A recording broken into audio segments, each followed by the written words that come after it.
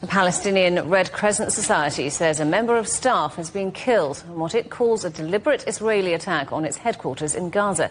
Israel says it has no knowledge of the strike. Well, Sarah Davies is spokesperson for the International Committee of the Red Cross, and she joins me now from Jerusalem. Good to see you, Sarah. Thank you for being on the programme. So the Palestinian Red Crescent saying a staff member has been killed in Gaza. What does your organisation think is needed to make sure that humanitarian workers there are safe?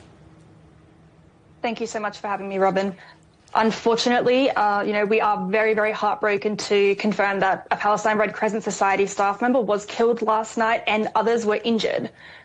What is needed already exists. International humanitarian law has specific protections for humanitarian workers. What is needed is that for these protections to be respected, so that first responders, so paramedics, so humanitarian aid workers can do their job without fearing for their lives. Unfortunately, we have seen a tragically high number of humanitarian workers killed and injured in this conflict. And besides the horrific impact that this has on their colleagues, it means that there is one less or less people to provide the aid and support that civilians desperately need. So when it comes to getting aid into Gaza, into those people that need it, what are the main obstacles from your organisation's point of view standing in the way of that? There really are, unfortunately, an incredible amount of obstacles. There are physical challenges, there are destroyed roads, there are broken water pipes, there are, of course, the active hostilities that are taking place right now that do make it difficult for movement for not just humanitarian workers, but for civilians to move around. We do see also that civilians are displaced continually and they don't know where to go that is safe, and this also means it's very difficult to continually assess where the greatest needs lay. Unfortunately, the needs in Gaza are simply so vast that this is another challenge to the entry and distribution of aid into Gaza, for it to reach the people that really need it.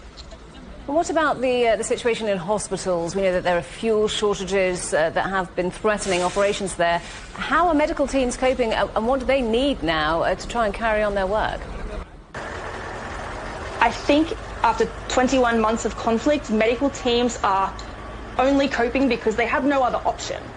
We know that multiple health facilities throughout Gaza have either been damaged or destroyed, and that some of them are only partially functioning right now. They are using stock, they're using equipment, they're using supplies, consumables, things like gauze and saline water at a faster rate than they can be replenished. What is needed is for them to have some sense of security when they are operating, when they are working, when they are treating civilians. And the way to get this is to have a rapid and unimpeded flow of aid, of all the aid that is required into Gaza, and for it to be able to be distributed to the medical facilities that civilians rely on to treat their children, to recover from wounds and amputations and severe burns that they are unfortunately experiencing every day in this conflict.